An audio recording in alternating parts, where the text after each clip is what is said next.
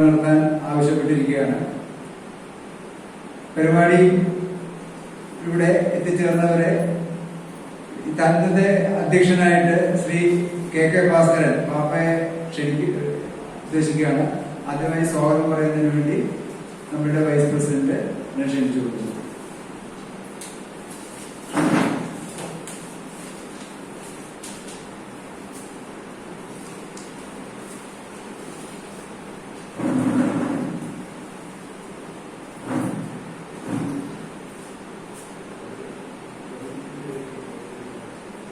നമസ്കാരം. സമൂഹത്തിന്റെ എല്ലാ മേഖലകളിലും വിപത്തായി മാറിയിരിക്കുന്ന മദ്യം, മയക്കുമരുന്ന്, പുകയില ഉൽപ്പന്നങ്ങൾ എന്നിവയുടെ ഉപയോഗം മൂലം യുവജനങ്ങളിലും വിദ്യാർത്ഥികളിലും ഉണ്ടാകുന്ന ലഹരി ഉപയോഗത്തിന്റെ ദൂഷ്യവശങ്ങള് ബോധ്യപ്പെടുത്തി ഒരു സെമിനാർ, അതിന്റെ ഒരു സെമിനാറിൽ ആ ദൂഷ്യ ഫലത്തിൽ നിന്നും മോചിപ്പിച്ചെടുക്കുകയാണ് ഇവിടെ ലക്ഷ്യം. ഇന്നത്തെ നമ്മുടെ അധ്യക്ഷനായ ഈ സെമിനാറിലേക്ക് അധ്യക്ഷനായ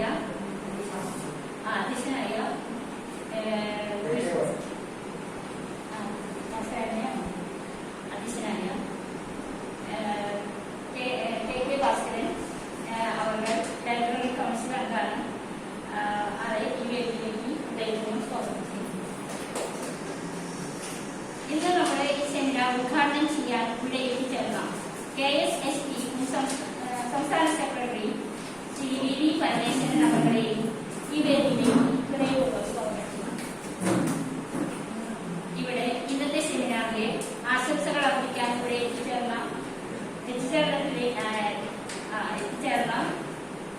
ആശംസകൾ അർപ്പിക്കാൻ നിയുക്തനായിരിക്കുന്ന professor Sebastian Joseph, president library അയൽക്കൂട്ടം, ശ്രീ MV ശ്രീകുമാർ, സാമൂഹ്യ പ്രവർത്തകൻ, അവരുടെ ഇതിന്റെ സാന്നിധ്യത്തിൽ ഞാൻ ഇവരെയും സ്വാഗതം ചെയ്യുന്നു. പിന്നെ ഇന്നത്തെ നന്ദി പറയാനെത്തിയ ശ്രീ ശങ്കർദാസ്, നമ്മുടെ റണ്ണേഴ്സ് ലൈബ്രറി ജോയിന്റ് സെക്രട്ടറിയാണ്. അപ്പോൾ ശങ്കർദാസിനെയും ഞാൻ ഇതിലേക്ക് സ്വാഗതം ചെയ്യുന്നു. കൂടാതെ ഇന്ന് ഇവിടെ എത്തിച്ചേർന്ന പ്രിയപ്പെട്ട നാട്ടുകാരും പിന്നെ ഇവിടെ എത്തിച്ചേർന്ന കമ്മിറ്റി മെമ്പർമാരെയും ഈ വേദിയിലേക്ക് സ്വാഗതം.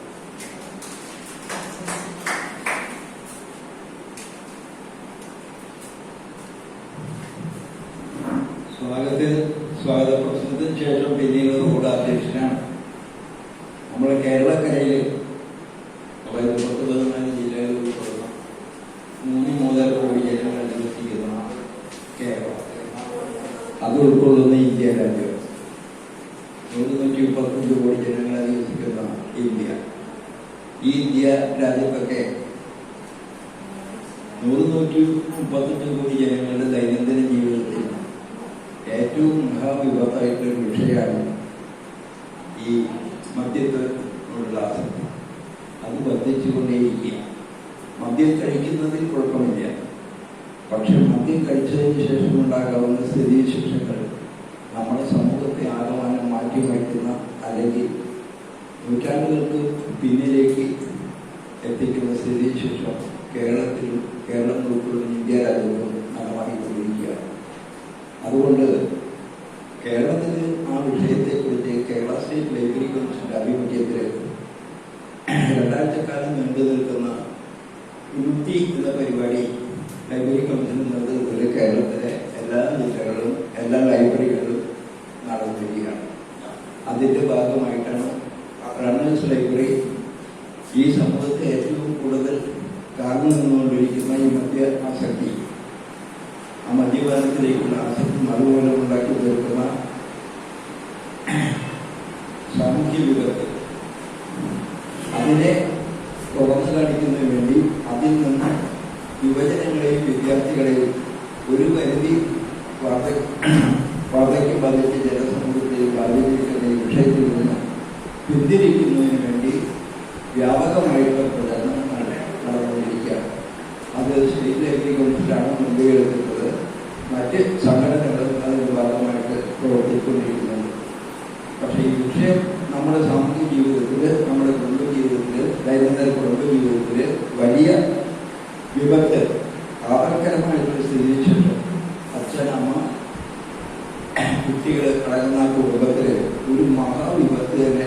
ഉണ്ടാക്കിക്കൊണ്ടിരിക്കുക. ഇപ്പോൾ അത് മദ്യമാണെന്ന് പറയാൻ വഴിയില്ല. കഴിഞ്ഞ ഒരാഴ്ച അല്ലെങ്കിൽ 1.5 കാലം മുമ്പ് പ്രസവിച്ച ഒരു കുട്ടിയെ നേഴ്സിന്റെ വേഷം അണിഞ്ഞുകൊണ്ട് എടുത്തുകൊണ്ടുപോയിട്ട് മറ്റൊരാൾക്ക് വിൽക്കുന്ന അത്രയും ഭീമത്സകമായിട്ടുള്ള ദുഷ്കരമായിട്ടുള്ള സംഭവങ്ങൾ നമ്മുടെ കേരളീയ സമൂഹത്തിൽ നടന്നുകൊണ്ടിരിക്കും. അതുപോലെ തന്നെ അച്ഛൻ അമ്മയെ വെട്ടിക്കൊല്ലുക, അമ്മ അച്ഛനെ കുത്തിക്കൊല്ലുക, അല്ലെങ്കിൽ ഇത് 2 കൂട്ടരെയും മക്കൾ കുത്തിക്കൊല്ലുക. അങ്ങനെയുള്ള സാഹചര്യത്തിലേക്ക് നമ്മുടെ ഓരോ കുടുംബത്തിലെ വ്യക്തികൾ നീങ്ങുന്നത് അവർ സ്വയം ചെയ്യുന്നതല്ല. ഈ മദ്യത്തിന് അടിമപ്പെട്ടുകൊണ്ട് ആ മദ്യമാണ് അത്തരം ക്രൂരകൃത്യങ്ങൾ ചെയ്യുന്നതിന് അവരെ പ്രേരിപ്പിക്കുന്നു. അതുകൊണ്ട് കേരള മാസകകളിലുള്ള ജനങ്ങളെ ഈ സന്ദേശം എത്തിക്കുന്നതിന് വേണ്ടി ദൈനംദിന ജീവിതത്തിൽ നിന്ന് ഈ മദ്യത്തിൻ്റെ ആസക്തി ലഘൂകരിച്ചുകൊണ്ട് നമ്മുടെ കുടുംബജീവിതത്തെ ശ്രേഷ്ഠമായ ഭാവിയിലേക്ക് നയിക്കുന്നതിന് വേണ്ടിയുള്ള ഈ യത്നത്തിലെ പങ്കാളികളായ നിങ്ങളെ ഓരോരുത്തരെയും പ്രത്യേകം അഭിനന്ദിച്ചുകൊണ്ട് ഈ പരിപാടി ഔപചാരികമായിട്ട് ഉദ്ഘാടനം ചെയ്തതിനു വേണ്ടി കേരള സ്റ്റേറ്റ് സർവീസ് ഇൻസ്പെക്ഷൻ യൂണിറ്റിന്റെ മുൻ സംസ്ഥാന സെക്രട്ടറി, ഇപ്പോൾ സംസ്ഥാന കമ്മിറ്റി മെമ്പർ കൂടിയായിട്ടുള്ള നമ്മുടെ ഗണേഷ് ലൈബ്രറിയുടെ 1 കിലോമീറ്റർ പടിഞ്ഞാറ് താമസക്കാരൻ കൂടിയായിട്ടുള്ള വി കൺവെൻഷനെ അതോടൊപ്പം ക്ഷണിച്ചുകൊണ്ട് ഞാൻ വാക്കുകളെ തിരികെ.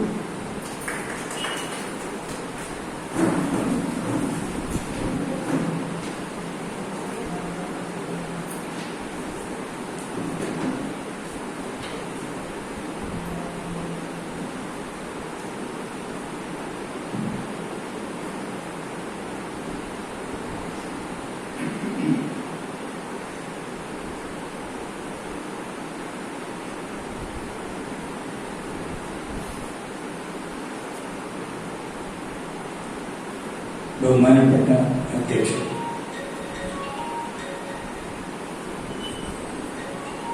നമ്മുടെ സെക്രട്ടറി നജീബ്, മറ്റേ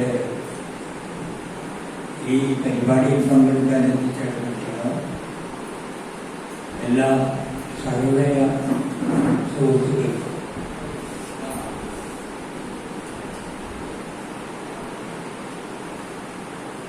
വളരെ സാമൂഹ്യ പ്രസക്തിയുള്ള ഒരു വിഷയമാണ് നമ്മൾ ഇന്നിവിടെ കൈകാര്യം ചെയ്യുന്നത്.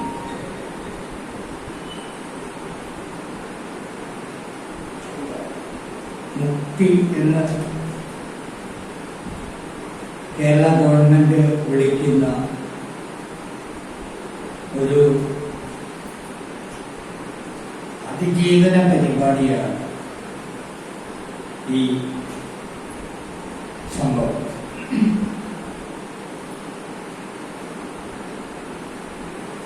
ഇതിന് ഒരുപാട് മാനങ്ങളുണ്ട്.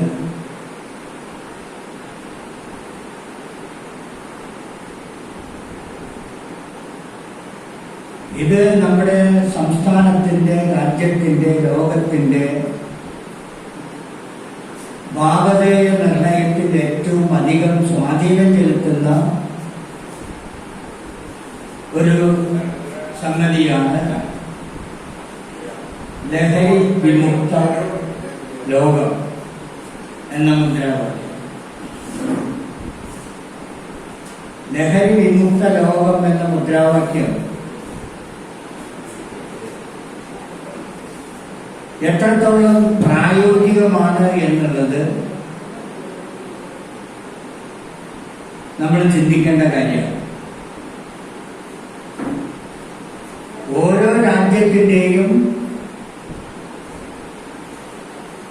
കാലാവസ്ഥയുമായി ബന്ധപ്പെട്ടുകൊണ്ട് സാമ്പത്തിക, സാമൂഹ്യ പരിതസ്ഥിതികളുമായി ബന്ധപ്പെട്ടുകൊണ്ട് നിൽക്കുന്ന ഒരു സംഗതിയാണ് ഈ മദ്യത്തിനും മയക്കുമതിനും മരുന്നിനുമെതിരായിട്ടുള്ള പോരാട്ടം. ഏറ്റവും തണുപ്പുള്ള രാജ്യങ്ങളിൽ ചെന്ന് നമ്മൾ അവിടെ ലഹരി വിമുക്തമാക്കണം എന്ന് പറഞ്ഞാൽ അവരുടെ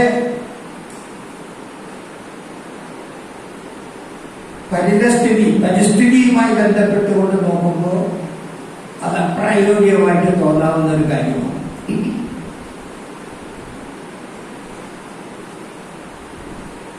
അങ്ങനെയുള്ള സംഗതിയുണ്ട്.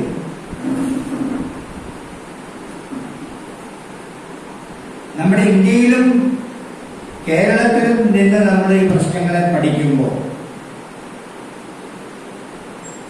വലിയ ഒരു ദുരന്തത്തിന്റെ വക്കിൽ എത്തി നിൽക്കുന്ന രാജ്യമാണ് നമ്മുടെ ഇന്ത്യ രാജ്യം.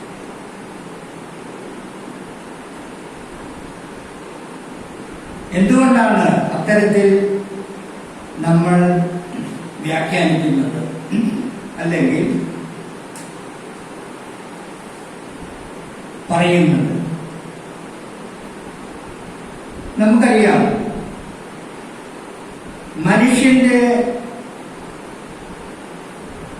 ജീവിതത്തിൽ അയാൾ അല്ലെങ്കിൽ ഇന്ന് സമൂഹത്തെ ഏറ്റവും കൂടുതൽ ബാധിക്കുന്ന ഒരു പ്രശ്നമാണ് ആത്മഹത്യ എന്നത്. അല്ലെ? പലപ്പോഴും നമുക്ക് ഒരുപാട് അനുഭവങ്ങൾ നമ്മുടെ ജീവിതത്തിൽ ഉണ്ടായിട്ടുണ്ട്. ആത്മഹത്യകൾ കൂടിക്കൊണ്ടിരിക്കുക. ഈ ആത്മഹത്യകളിലേക്ക് മനുഷ്യനെ പ്രലോഭിപ്പിച്ച് കൊണ്ടുചെല്ലുന്നത് മാനസികമായ സന്തുലിതാവസ്ഥ നഷ്ടപ്പെടുമ്പോഴാണ്, ഒരു ഇംബാലൻസ് ഉണ്ടാവുന്ന ഘട്ടത്തിലാണ്. ആ ഇംബാലൻസ് പല രീതിയിലും ഉണ്ടാവും. മാനസിക സംഘർഷങ്ങളെ കൊണ്ടുണ്ടാവാം, ജീവിതത്തിൽ ഉണ്ടാവുന്ന വലിയ വലിയ പ്രയാസങ്ങൾ നേരിടുന്നതിനുള്ള അശക്തിയുടെ ഭാഗമായിട്ടുണ്ടാവാം.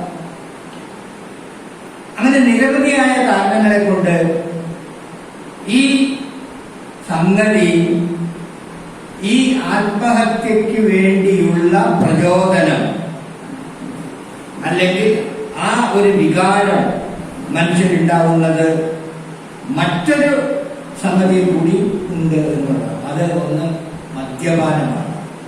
മദ്യപാനം, മയക്കുമരുന്നിന്റെ ഉപയോഗം, അതുപോലെയുള്ള പ്രകൃതി വിരുദ്ധമായ സംഗതികൾ മനുഷ്യൻ ആവർത്തിച്ച് ഉപയോഗപ്പെടുത്തിക്കൊണ്ടിരിക്കുന്ന ഘട്ടങ്ങളിൽ ഉണ്ടാകുന്ന ഒരു വികാര വിക്ഷോഭത്തിന്റെ പുറത്താണ് ഈ ആത്മഹത്യകൾ ഉണ്ടാകുന്നത്.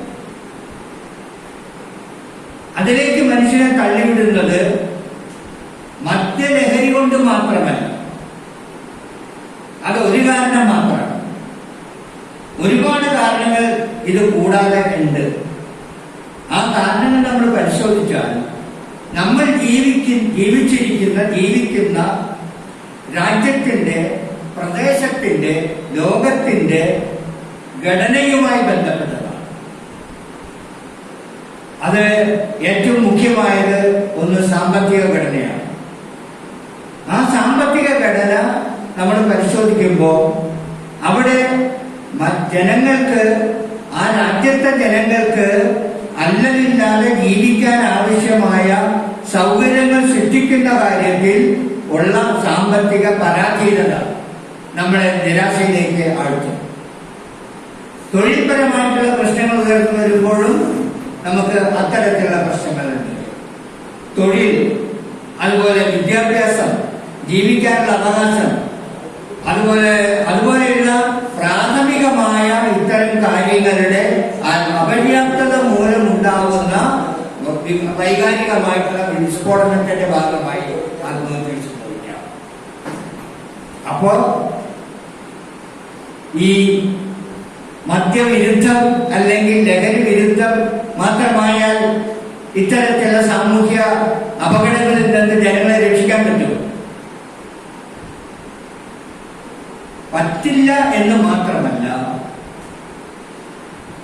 അവർക്ക് ആവശ്യമായ സംരക്ഷണം നൽകുന്നതിനാവശ്യമായ രൂപത്തിലുള്ള സാമൂഹ്യ സാമ്പത്തിക സൗകര്യങ്ങളും പരിതസ്ഥിതികളും സൃഷ്ടിച്ചു കൊടുക്കുന്നത് ഭരണകൂടത്തിന്റെ ഉത്തരവാദിത്തമാണ്.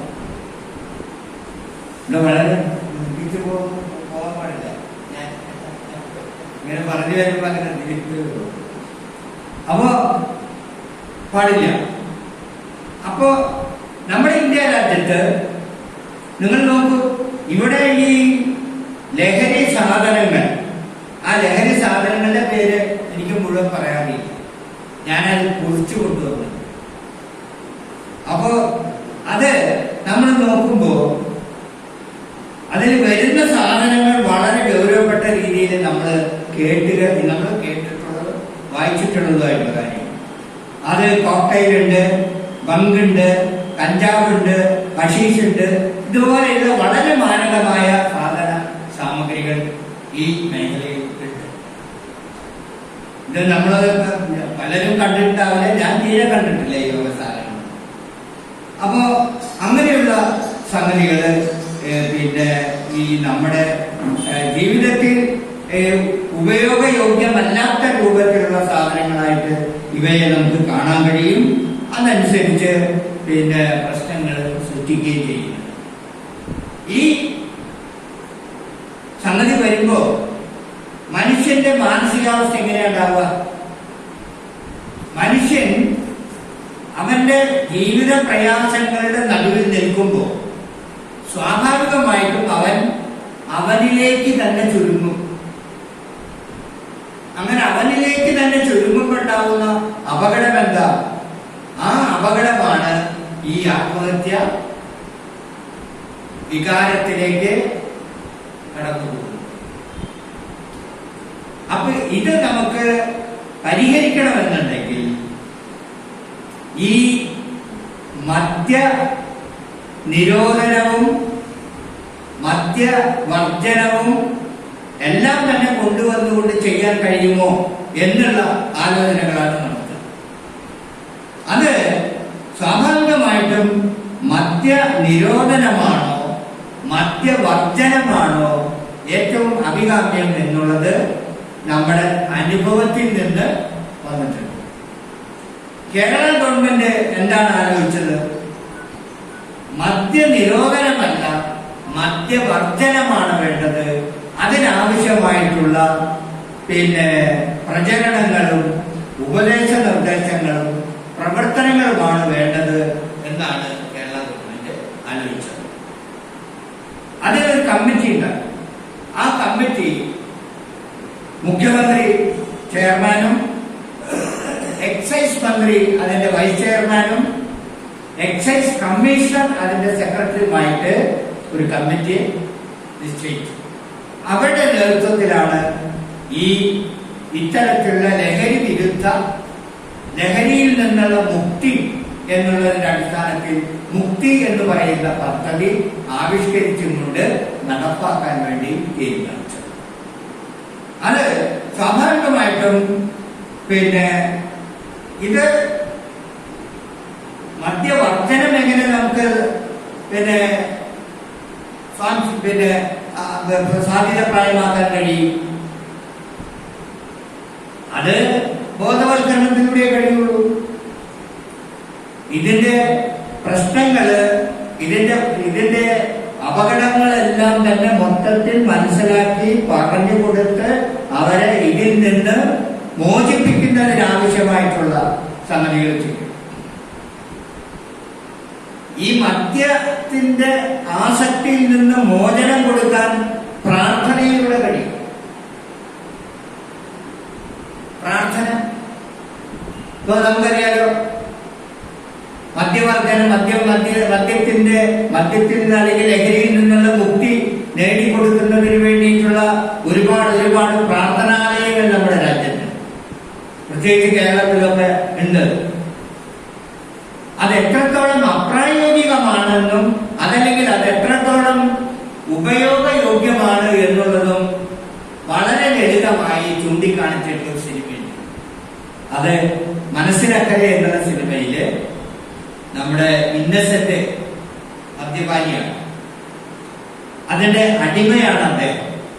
അദ്ദേഹത്തെ രക്ഷപ്പെടുത്താൻ വേണ്ടി ഈ ലഹരി മുക്തമാക്കുന്ന പ്രാർത്ഥനാലയത്തിൽ കൊണ്ടുവന്നാക്കണം മകൻ. അവിടെ പലതവണ കൊണ്ടുവന്നാക്കിയിട്ടും ഈ ആസക്തി നിൽക്കുന്നില്ല. അവസാനം കൊണ്ടുവന്നാക്കി അപ്പോ കൊണ്ടുനടക്കാൻ വേണ്ടി പോയപ്പോ ഇയാൾക്ക് തോന്നി ഇവിടെ കൊണ്ടുവന്നിട്ട് കാര്യമില്ല, അതുകൊണ്ട് ഞാൻ നമുക്ക് പോവാം എന്ന് പറഞ്ഞുകൊണ്ട് അവര് പോവുകയാണ്. അപ്പൊ ഇത് ഈ സിനിമകളിലൊക്കെ തന്നെ ഇത്തരത്തിലുള്ള വിഷയങ്ങൾ ഉണ്ടാവുന്നുണ്ട്. അപ്പോ ഇത് ബോധവൽക്കരണം എന്നുള്ള ഏറ്റവും പ്രധാനപ്പെട്ട കാര്യം ഈ സംഗതികൾ ഇവിടെ എത്തിപ്പെടാനായിട്ടുള്ള സൗകര്യങ്ങൾ എങ്ങനെയാണ് ഉണ്ടാവുന്നത്. അതിന് ഏറ്റവും ചെറിയ ഒരു ഉദാഹരണം ഞാൻ പറയാം. നമ്മുടെ ഇന്ത്യ ഉൾപ്പെടെയുള്ള ഒരു ഗോൾഡൻ ട്രയാങ്കിൾ എന്ന് പറയുന്ന സംഗതി. അതെന്താ ഗോൾഡൻ ട്രയാങ്കിൾ? അത് ഇന്ത്യ, പാകിസ്ഥാൻ, അഫ്ഗാനിസ്ഥാൻ, ഈ 3 രാജ്യങ്ങളാണ് ഗോൾഡൻ ട്രയാങ്കിൾ എന്നുള്ള അപരനാമധേയത്തിൽ അറിയുന്ന സ്ഥലങ്ങൾ. ഇവിടെയാണ് ഏറ്റവും കൂടുതൽ ഈ ലഹരി സാധനങ്ങൾ വരികയും വിനിമയം ചെയ്യുകയും അതുപോലെ തന്നെ ഉപയോഗിക്കുകയും ചെയ്യുന്ന പ്രദേശങ്ങൾ. അതുകൊണ്ടാണ് ഇതിനെ ഗോൾഡൻ ട്രയാങ്കിൾ എന്നുള്ള ഒരു അപരനാമം കിട്ടിയിട്ടുള്ളത്. അപ്പൊ അത് സംഭവിക്കുന്നതിന്റെ ഭാഗമായിട്ട് നമ്മുടെ രാജ്യത്ത് ഇത് വളരെ വിപുലമായിട്ടുള്ള രീതിയിൽ ഉപയോഗിക്കപ്പെടുന്നുണ്ട്. അതിന്റെ ഭാഗമായിട്ടുണ്ടാകുന്ന പ്രശ്നങ്ങൾ ധാരാളമാണ് നമ്മുടെ ഇന്ത്യ രാജ്യത്ത് എന്നും നമ്മൾ മനസ്സിലാക്കണം. അപ്പോ ഈ ഗോൾഡൻ ട്രയാങ്കിൾ എന്ന് പറയുന്നത് ഞാൻ ആദ്യം സൂചിപ്പിച്ച പോലെ മറ്റ് രാജ്യങ്ങളിൽ ഈ വിദേശ രാജ്യങ്ങൾ പ്രത്യേകിച്ച് മഞ്ഞ് പെയ്യുന്ന, മഞ്ഞ് കൊണ്ട് മൂടിക്കിടക്കുന്ന അല്ലെങ്കിൽ അത്തരത്തിലുള്ള ശൈത്യം ഉള്ള രാജ്യങ്ങളിലൊക്കെ തന്നെ ഇത് ഉപയോഗിക്കപ്പെടുന്നുണ്ടെങ്കിലും നമ്മുടെ ഉഷ്ണമേഖലാ രാജ്യങ്ങളിൽ ഉണ്ടാകുന്ന പോലെയുള്ള ഒരു വലിയ അപകടകരമായ സ്ഥിതിവിശേഷം അവിടെയില്ല. നമ്മുടെ അവിടെയാണ് ഇപ്പോൾ അപകടകരമായിട്ടുള്ള സ്ഥിതിവിശേഷങ്ങൾ ഉണ്ടായിക്കൊണ്ടിരിക്കുന്നത്. ഇതിന് ഒരു പശ്ചാത്തലമുണ്ട് നമ്മുടെ ഇന്ത്യ രാജ്യത്ത്. എങ്ങനെയാണ് ഈ ലഹരിയെ സംബന്ധിച്ചുള്ള ഒരു എന്താ പറയാ ഒരു ആദർശപരമായിട്ടുള്ള പരിവേഷം ഈ സംഘടിപ്പിച്ചത് നമ്മുടെ എങ്ങനെയാണ്? നമ്മുടെ ഇപ്പോ ഇവിടെ ഇല്ല ഏതെങ്കിലും ഒരു ദൈവത്തിന്റെ ഫോട്ടോ അല്ലെങ്കിൽ ഒരു സന്യാസിയുടെ ജീവിതം, ഇങ്ങനെയുള്ള സംഗതികൾ നമ്മൾ കാണുമ്പോൾ അവരെല്ലാം തന്നെ പ്രത്യേകിച്ച് ശ്രീ രാമായണം പോലെയുള്ള ഗ്രന്ഥങ്ങളിൽ പ്രതിപാദിക്കുന്ന ചില കാര്യങ്ങളുണ്ട്. ആ രാമായണം പോലുള്ള ഗ്രന്ഥങ്ങളിൽ പറയുന്നത് അവിടെ ഇത് അവരുടെ ഭക്ഷണ രീതി, അതുപോലെ തന്നെ അവർക്ക് കാട്ടില് ഈ വനവാസത്തിന് പോയ അവസരത്തിൽ ശൈത്യത്തിൽ നിന്നും ചൂടിൽ നിന്നും അതുപോലെ വന്യമൃഗങ്ങളിൽ നിന്ന് രക്ഷ നേടാൻ വേണ്ടി ഉപയോഗിക്കുന്ന രക്ഷാമാർഗങ്ങൾ, ആ രക്ഷാമാർഗങ്ങളിലൊക്കെ തന്നെ മാംസവും അതുപോലെ തന്നെ അവര് മദ്യം എന്നല്ല പറയാം, മധു എന്നാണ് ഉപയോഗിക്കുന്ന കാര്യങ്ങളൊക്കെ തന്നെ അത്തരം ഗ്രന്ഥങ്ങളിലൊക്കെ തന്നെ. ആ വിശ്വാസത്തിലേക്ക് ഞാൻ പോകുന്നില്ല. നമുക്ക് നമ്മുടെ ഇന്ത്യ രാജ്യത്ത് ഇപ്പൊ കാണാൻ കഴിയുന്ന കാര്യങ്ങൾ, ഇവിടെ ഒരുപാട് സ്വാമിമാരുണ്ട്, ഒരുപാട് ഹഠയോഗികളുണ്ട്, അതുപോലെയുള്ള നിരവധിയായിട്ടുള്ള ആളുകൾ നമ്മുടെ രാജ്യത്തുണ്ട്. അവരൊക്കെ തന്നെ ഇത് ഉപയോഗിക്കുകയും അത് ഉപയോഗിച്ചുകൊണ്ട് അവര് രാജ്യത്തിന്റെ ജനങ്ങൾക്ക് മുക്തി നേടിക്കൊടുക്കുന്ന, അവർക്ക് സ്വർഗാരോഹണം സമ്പാദിച്ചു കൊടുക്കുന്ന രീതിയിലുള്ള കാര്യങ്ങള് പറഞ്ഞു വരുന്നുണ്ട്. നോക്കൂ, ഇവരെല്ലാം തന്നെ ശ്രേഷ്ഠന്മാരായിട്ടാണ് നമ്മുടെ കുറെ സന്യാസിമാരില്ലേ, കുംഭമേള അതുപോലെയുള്ള സംഗതികളൊക്കെ, അവിടെ 10,000-കണക്കിന് സന്യാസിമാര് വരിക. ഗംഗയിൽ മുങ്ങാനും കുടിക്കാനും അതുപോലെയുള്ള സംഗതികളും ഒക്കെ ആയിട്ട് വരും. നമ്മുടെ വാരാണസി പോലെയുള്ള നമ്മുടെ പ്രധാനമന്ത്രിയുടെ സ്ഥലമായിട്ടുള്ള വാരാണസി പോലെയുള്ള സ്ഥലങ്ങളിൽ ഈ ലക്ഷക്കണക്കിന് സന്യാസിമാര് വന്ന് ആ സന്യാസിമാരൊക്കെ തന്നെ വളരെ ഉത്കൃഷ്ടമായിട്ടുള്ള ആളുകളാണ് എന്ന തെറ്റിദ്ധാരണയിൽ ഇവിടെ പ്രായപൂർത്തിയായിട്ടാണല്ലോ ആ കുട്ടിക്ക് സന്യാസിമാർ അവിടെ നഗ്നരായിട്ടുള്ള സന്യാസിമാര് വരികയാണ്. ആ സന്യാസിമാര് വരുമ്പോ അത്രയും പിന്നെ ശ്രേഷ്ഠന്മാരാണ്, പരിശുദ്ധരാണ്, നമുക്ക് മുക്തി തരാൻ നൽകാൻ കഴിയുന്ന ആളുകളാണ് എന്ന രീതിയിൽ അദ്ദേഹം അവരുടെ ലിംഗത്തെ തൊട്ട് മടിയടിച്ച് നമസ്കരിക്കുന്ന സമ്പ്രദായം വരെ നമ്മുടെ ഇന്ത്യയിലുണ്ട്. കാണുന്നില്ലേ? നമ്മള് ടി വിയിലൊക്കെ കാണുന്നില്ലേ ആ സന്യാസിമാരുടെ വരവും പോക്കൊക്കെ? ഇത് നമ്മുടെ രാജ്യത്ത് നടന്നു വരുന്ന സംഗതികളാണ്. അപ്പൊ അത് പിന്നെ ഈ പിന്നെ ഇത്തരം സന്യാസിമാരൊക്കെ തന്നെ അവർക്ക് അനുവദനീയമാണ്. അവര് പിന്നെ ഈ ലോകത്ത് നിന്ന് പിന്നെ മറന്ന് പരലോകത്തെത്തി സ്വർഗത്തിലെത്തി ജീവിക്കുന്ന രൂപത്തിലുള്ള പിന്നെ സ്വപ്നം കാണുന്ന അല്ലെങ്കിൽ അത്തരത്തിലുള്ള നടപടികളുമായിട്ടുള്ള സംഗതികൾ. ഇത്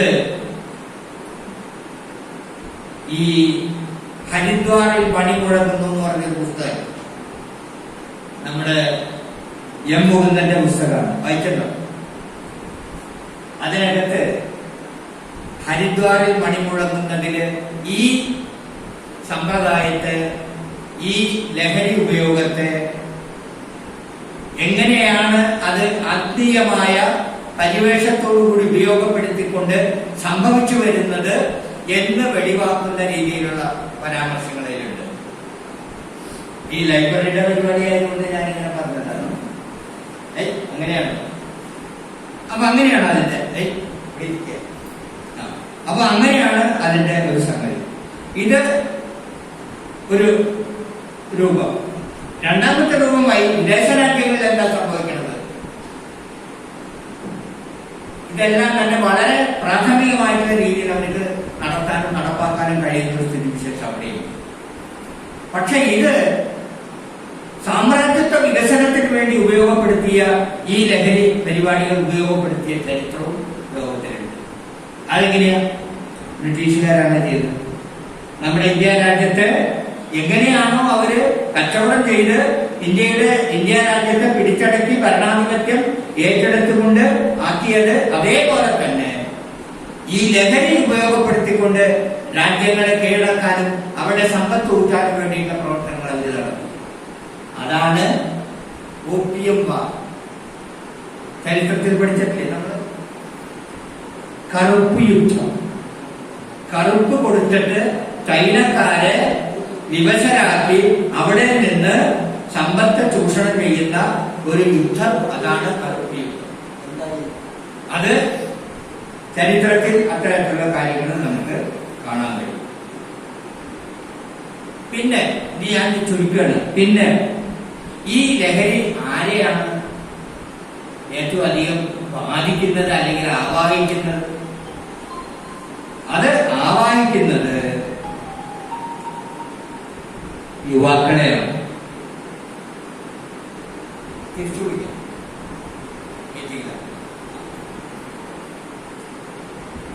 പറഞ്ഞു സുരേഷ് വിളിച്ചിട്ടുണ്ടേ. ഓക്കെ, ഞാൻ വരാം. അപ്പോ ചെറുപ്പക്കാരുടെ ഇടയിലാണ് ഏറ്റവും കൂടുതൽ. എന്താണ് ഫാസിസ്റ്റുകളുടെ ഇക്കാര്യത്തിൽ അവര് പറയുന്ന ഒരു മുദ്രാവാക്യം? അവര് പറയുന്ന മുദ്രാവാക്യം ഫാസിസ്റ്റുകളുടെ മുദ്രാവാക്യം കാച്ച് ദം യങ്, ചെറുപ്പത്തിലെ പിടിക്കൂ. അങ്ങനെയാണ് നമ്മുടെ ബാലഗോകുലം പോലെയുള്ള സംഗതികൾ ഉണ്ടാക്കുന്നത്. നോക്കിയിട്ടുണ്ട് ബാലഗോകുലം, കാച്ച് ദം യങ്. അങ്ങനെ പിടിച്ച് അവരെ ഇത്തരത്തിലുള്ള, അതിന് സംസ്കൃതം പറയുകയാണെന്നെങ്കിൽ ആ പിള്ളേരെ പിടിച്ച് ഭഗ്നാശരാക്കണം ചെയ്യുന്നു. അങ്ങനെ അവരെ വളർത്തിക്കൊണ്ടുവന്ന് ഏറ്റവും സാമൂഹ്യ വിരുദ്ധമായിട്ടുള്ള നടപടികൾ ചെയ്യിപ്പിക്കാൻ വേണ്ടിയിട്ടുള്ള ഉപകരണമായി ഈ കുട്ടികളെയും യുവാക്കളെയും ഉപയോഗപ്പെടുത്തുന്നു എന്നുള്ള ഭയാനകമായ ഒരു സംഗതിയാണ് ഫാസിസത്തിന്റെ വരവിന് ഫാസിസക്കാര് ചെയ്യുന്നതുമായിട്ടുള്ള സംഭവങ്ങൾ. അത് അവിടെ വെച്ച് നിർത്തുകയാണ്. കാച്ച് ദം യങ് വളരെ അപകടം പിടിച്ച സംഗതിയാണ്. നമ്മുടെ ചെറുപ്പക്കാരെ സംഗതികൾ ഇങ്ങനെയാണ്.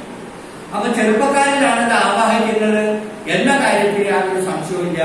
പക്ഷേ നമ്മൾ ചെറുപ്പക്കാരിൽ നമുക്ക് എങ്ങനെ ഇത് ഒഴിവാക്കാൻ വേണ്ടി കഴിയുമെന്നുള്ളത് നമ്മുടെ ഒരു പരിശോധനയുടെ ഭാഗമായിട്ട് ചെയ്യുന്നത്. ഇവിടെ പിന്നെ ഈ ഗ്രാമസഭകൾ അതുപോലെയുള്ള വേദികൾ നമ്മുടെ കേരളത്തിൽ പ്രത്യേകിച്ചുണ്ട്. ആ ഗ്രാമസഭകളിലൊക്കെ തന്നെ ഇത്തരത്തിലുള്ള സംഭവങ്ങൾ നമ്മൾ ചർച്ച ചെയ്ത് ലഹരിക്ക് പിന്നെ അടിമപ്പെട്ട് കിടക്കുന്ന യുവാക്കളെയും യുവതികളെയും അതെല്ലാം കേന്ദ്രീകരിച്ച് നടക്കുന്ന സ്ഥലങ്ങൾ എവിടെയാണ്? എഞ്ചിനീയറിംഗ് കോളേജുകൾ, മെഡിക്കൽ കോളേജുകൾ, വിദ്യാലയങ്ങൾ, അങ്ങനെയുള്ള സ്ഥലങ്ങളിലാണ് ഇതിന്റെ ഈ വ്യാപനം വളരെ ഗൗരവത്തിൽ നടന്നുകൊണ്ടിരിക്കുന്നത്.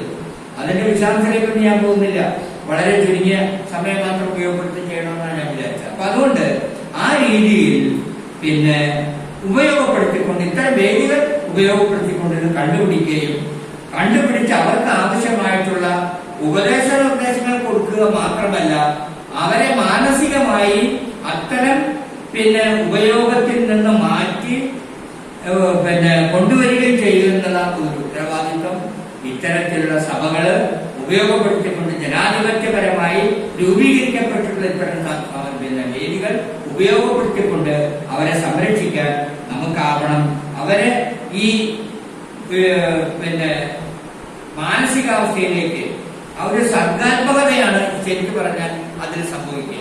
ആ സർഗാത്മകപരമായിട്ടുള്ള സംഗതി ഉപയോഗപ്പെടുത്തിക്കൊണ്ട് ഇത്തരം വേദികൾ ഉപയോഗപ്പെടുത്തിക്കൊണ്ട് യുവാക്കളെ നമ്മൾ അതിൽ നിന്ന് വിമുക്തമാക്കുക എന്ന ഒരു കാര്യം കൂടി നമ്മൾ ചെയ്തു തീർക്കേണ്ടതുണ്ട് എന്നാണ് എനിക്ക് അതുമായി ബന്ധപ്പെട്ടുകൊണ്ട് പറയാനുള്ളത്. മറ്റൊരു സംഗതി കൂടി പറഞ്ഞ് ഞാൻ എന്റെ പ്രസംഗം അവസാനിപ്പിക്കുക.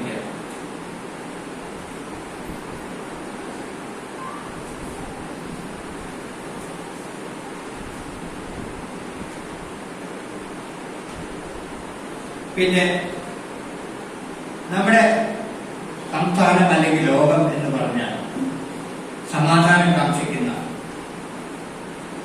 ആ സമാധാനത്തിന് ഭംഗം വരുന്ന നിരവധിയായ സംഭവങ്ങൾ സംഭവിക്കുന്നുണ്ട് നമ്മുടെ രാജ്യത്ത്. അപ്പൊ അതുകൊണ്ട് സമാധാന ഭംഗം, അതാണ് ഭാസ്കരൻ ചില ഉദാഹരണങ്ങളിലൂടെ ചൂണ്ടിക്കാണിച്ചത്. എന്തെന്ത് അപകടകരമായിട്ടുള്ള സംഗതികളാണ് നമ്മുടെ ലോകത്തിൽ ഇപ്പോൾ നടന്നത്.